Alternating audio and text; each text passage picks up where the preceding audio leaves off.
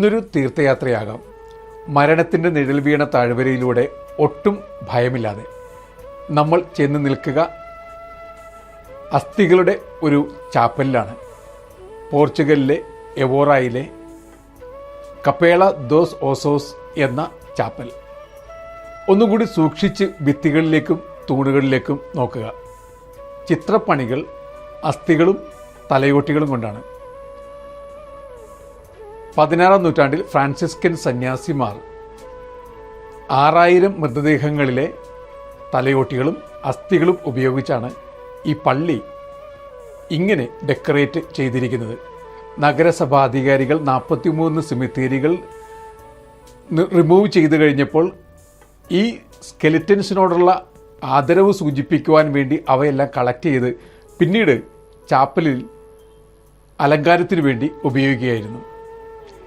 ഈ സെമിത്തേരിയിലേക്കൊന്ന് പ്രവേശിക്കുക ഭയമൊട്ടുമില്ലാതെ. ഈ ചാപ്പലിൽ നമുക്ക് വേണ്ടി ധ്യാന ചിന്തകൾ ധാരാളം. ആമുഖത്തിൽ തന്നെ ഇങ്ങനെ എഴുതി വച്ചിട്ടുണ്ട്: അസ്ഥികളായി തീർന്ന ഞങ്ങൾ അസ്ഥികളായി തീരേണ്ട നിങ്ങളെ കാത്തിരിക്കുന്നു. തുടർന്ന് ഒരു കവിതയാണ് പോർച്ചുഗീസ് ഭാഷയിൽ. അതിൻ്റെ അർത്ഥം ഇങ്ങനെയാണ്: യാത്രക്കാരാ, ഇത്രയ്ക്ക് ധൃതി പിടിച്ച് നീ എങ്ങോട്ടാണ് പോയിക്കൊണ്ടിരിക്കുന്നത്? ജീവിതത്തിൽ ഏറ്റവും പ്രധാനപ്പെട്ട കാര്യം ഒന്നേ ഉള്ളൂ, അത് മരണത്തെക്കുറിച്ച് ധ്യാനിക്കലാണ്. അതുകൊണ്ട് just pause for a while, a hurry traveller. ഒന്ന് നിൽക്കുക, എന്നിട്ട് ജീവിതത്തെക്കുറിച്ചും മരണത്തെക്കുറിച്ചും ഒന്ന് ധ്യാനിക്കുക. The more you pause, the more meaningful your travel will be. ഒന്ന് നിശബ്ദമായി ഇവിടെ ഇരുന്ന് ധ്യാനിച്ചു കഴിഞ്ഞാൽ നിങ്ങളുടെ ഇനിയുള്ള യാത്ര കുറച്ചുകൂടി മീനിങ് ഫുള്ളായി മാറും. ഫ്രാൻസിസ് അസീസിയുടെ നാമധേയത്തിലുള്ള പള്ളിയോട് ചേർന്നാണ് ഈ കപ്പേള രൂപകൽപ്പന ചെയ്തിട്ടുള്ളത്. ഫ്രാൻസിസ് അസീസിയെ ഓർമ്മയില്ലേ? അദ്ദേഹം അവസാന കാലത്ത് 2 പുസ്തകങ്ങളാണ് കയ്യിൽ വെച്ചിരുന്നത്. ഒന്ന് വിശുദ്ധ ഗ്രന്ഥം, മറ്റൊന്ന് ഏതോ ഒരു സന്യാസിയുടെ തലയോട്ടി.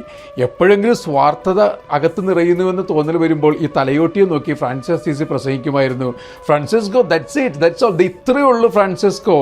കണ്ണേ മടങ്ങുക, കരിഞ്ഞു മലിഞ്ഞു വാശ് മണ്ണാകും ഈ മലര് വിസ്മൃതമാകും, ഇപ്പോൾ എണ്ണീടിൽ ആർക്കും ഇത് താൻ ഗതി, അവന് വാഴ്വ് കിനാവ് കഷ്ടം എന്ന് പണ്ട് വീണപൂവിൽ മഹാകവി എഴുതിയതുപോലെ ജീവിതം അനശ്വരമൊന്നുമല്ല, നശ്വരമാണ്.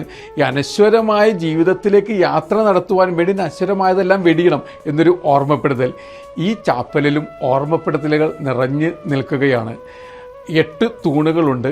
ഭിത്തികളിലും തൂണുകളിലുമൊക്കെ അസ്ഥികളും തലയോട്ടികളും നിറഞ്ഞു നിൽക്കുന്നുണ്ട്.